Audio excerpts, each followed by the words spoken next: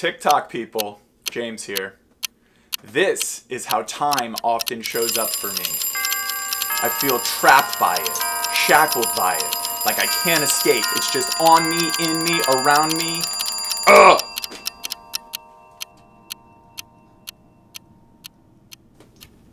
According to my main man, Albert, time doesn't even exist. Actually, Herr Einstein never rejected the existence of time. That's my mistake. Just go with me here. It's just an illusion. And yet, it affects all of us. I used to have a terrible relationship with time. You know, sometimes it's still not so great. But before, it was horrible. And it would stress me the fuck out. More on that in a moment. But first, let's hit the intro. Sam, roll it.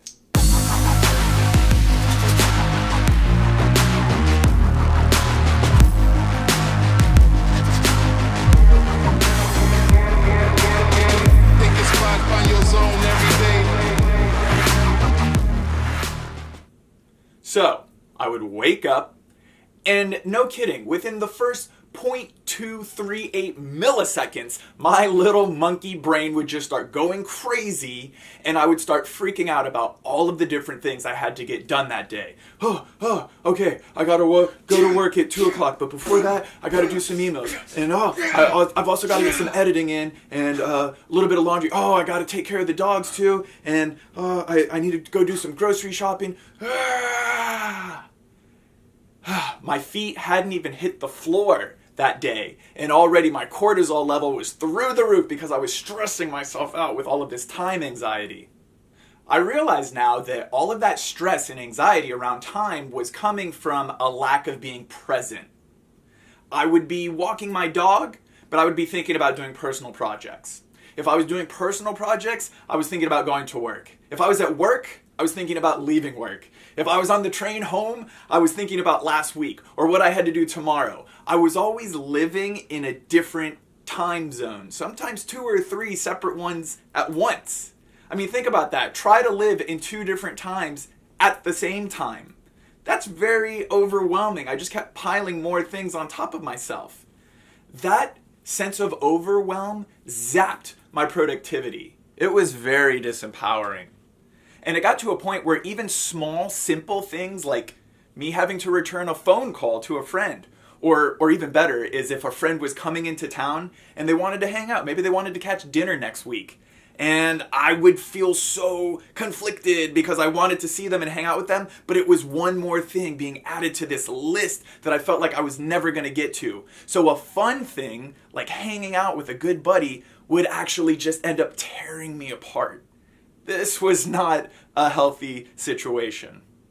I was listening to Bob Proctor speak, shout out to Bob, and he was talking about Earl Nightingale. And he quoted him, and I'm going to paraphrase here, but Earl said, "Bob, you don't manage time. That's ridiculous. That's impossible. Everybody has the same amount of time every single day. You can't get any more of it. What you manage are your activities." Wow. This was a new way of looking at things.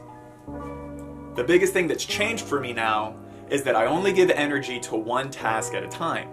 I narrow my focus to just what's in front of me. A massively helpful tool for me has been chunking and scheduling. See, before, I would look at the entire project and it would overwhelm me and I would shrivel up into a scared little fetus and I wouldn't get any of it done.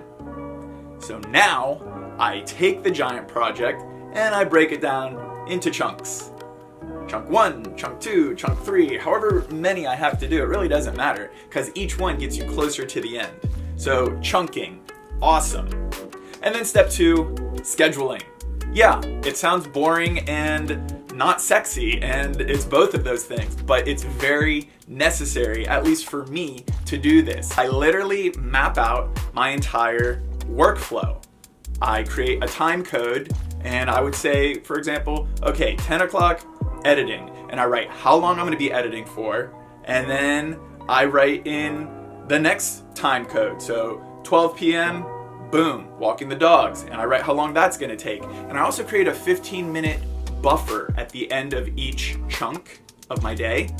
So This gives me a little flex in between, and then I just keep going out through my day, and I write the activity, and I write the time that I started, and I write how long it's going to take, and then the time that the next activity starts. And it sounds really simple. It is really simple. It's also very powerful and effective.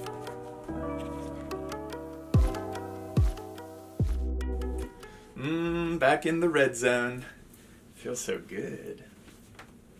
I highly recommend writing out the schedule the night before. So at the end of your day, you start writing out your chunk schedule for the following day. This way, when you wake up, you can just hit the ground running. You've already got the list of actions to execute on and what times to be doing each of them.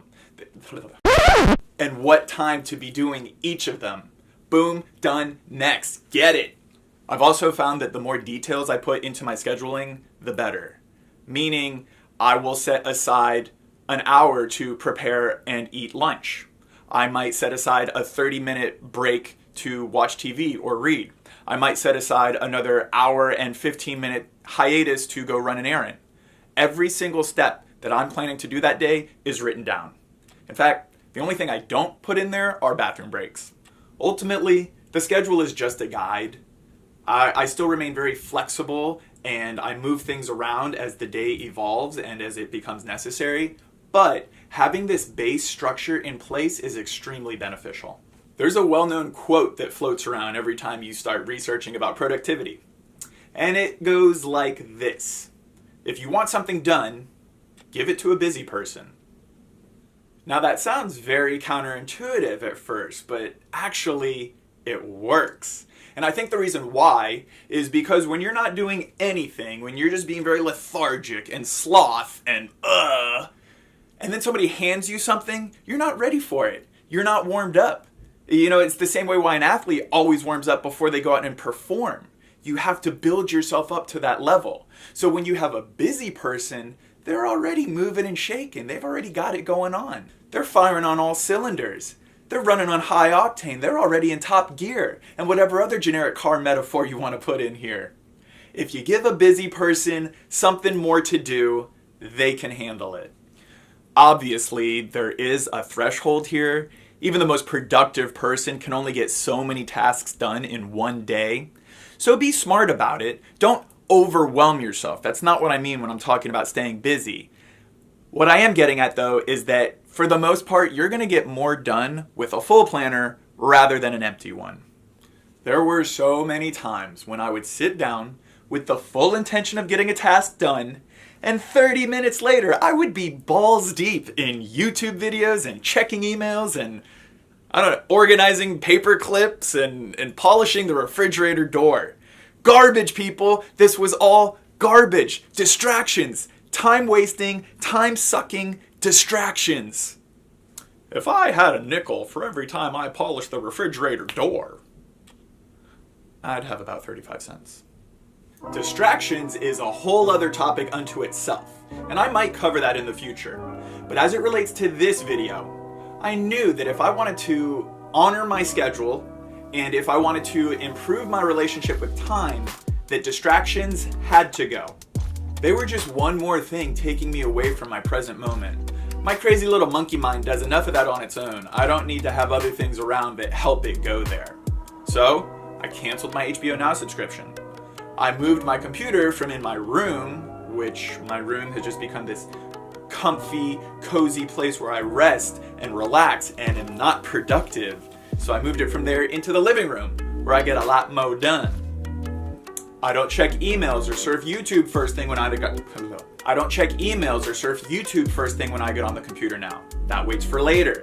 I've really started to prioritize and put things into perspective of what is most important, what moves me closer to my goal. And so if an activity is coming at me that doesn't move me towards the goal, then I label it as a distraction and I swipe it aside, boom, and I don't go there. To be clear, I still have fun. I still hang out with friends. I do still watch some TV shows. It's Always Sunny. And I still go out into the city and explore. And I still do things for myself. I think that's necessary too. But I put this all in my schedule. I've prioritized it all. I make sure that the work gets done first so that the play can happen later.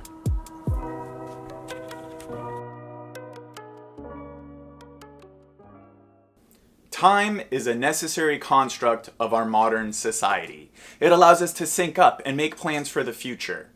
I'm not saying that we should get rid of it. It's very beneficial. However, if you're not careful, you can become a slave to the demands of your own calendar. You will feel like you're perpetually falling behind and suffocating from a lack of minutes and seconds. My time anxiety was a real point of stress for me in my life. I would literally lose sleep over it. This was not healthy. I didn't like the way I felt. It made me irritable. I was going crazy. It wasn't a good place for me to be in. So me putting in this structure, me putting in the chunking and the scheduling has been so beneficial for me regaining control of this lost sense of time that I had, and of me being able to put my distractions aside. Me having this structure in place has made a world of difference for me. I'm also much more kind to myself. I'm not beating myself up or kicking myself in the face if I didn't get everything on my list done, or if I didn't get things done as quickly as I thought I was going to. I'm treating myself with some compassion during this whole journey, and that's also making a grand difference.